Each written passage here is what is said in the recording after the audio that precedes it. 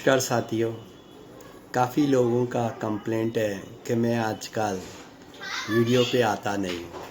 सत्य है, कुछ व्यस्त हूँ। अब मेरा मन साधारण बातें करूँ या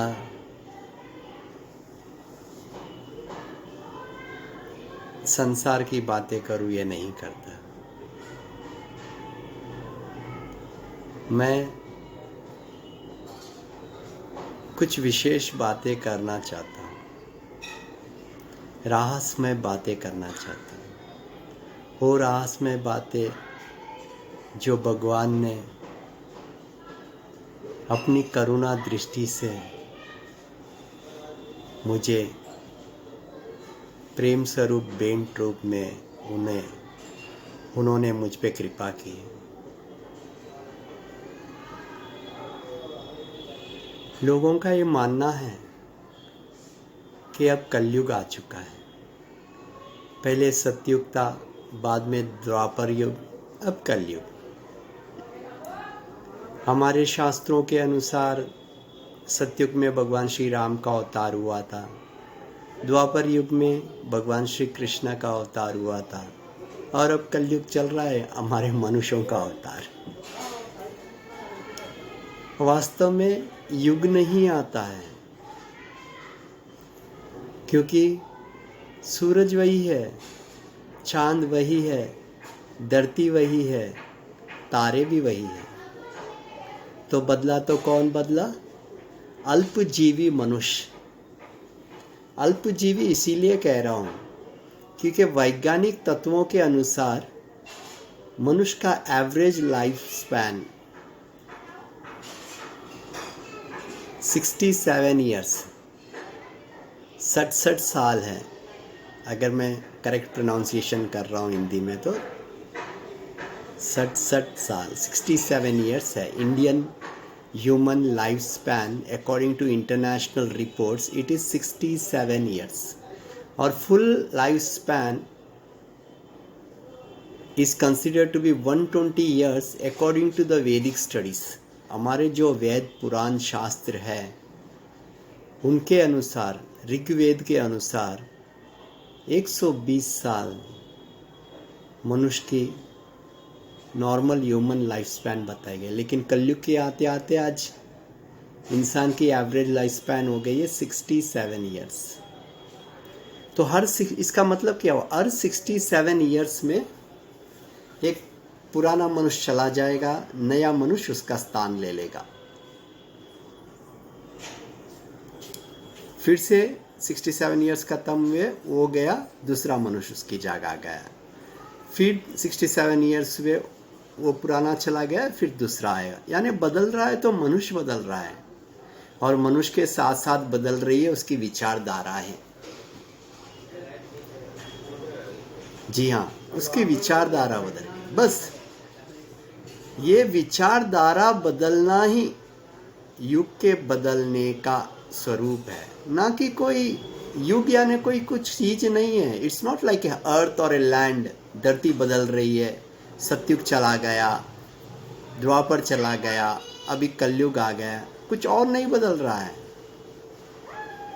वही धरती है, एक्सक्यूज मी वही सोलार सिस्टम है, माफी चाहता हूँ, वही सोलार सिस्टम,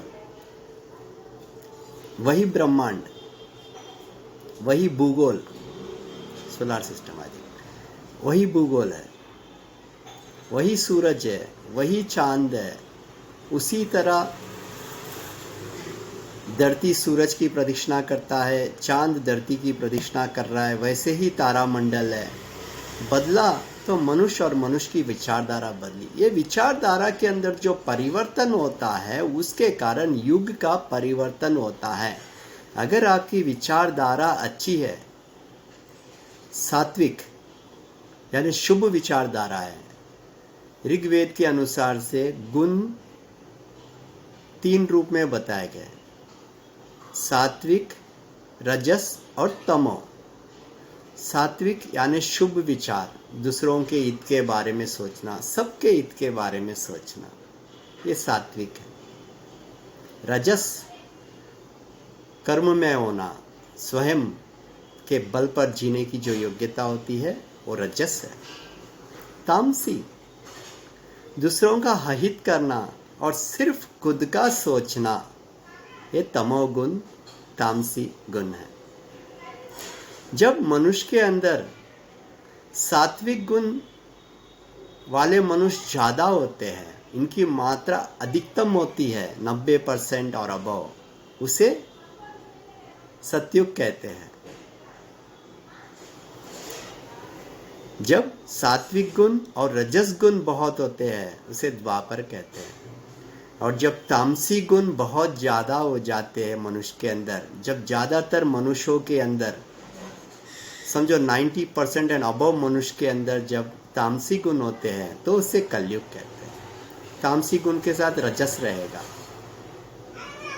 ज़्यादा मात्रा में तो उसे कलयुग कहेंगे। सतोगुण की मात्रा बहुत कम हो जाएगी, वो साधु संतों तक रह जाएगी, फिर उनके अंदर भी शायद कुछ तामसी गुण उनके अंदर भी कहीं ना कहीं विराजमान हो।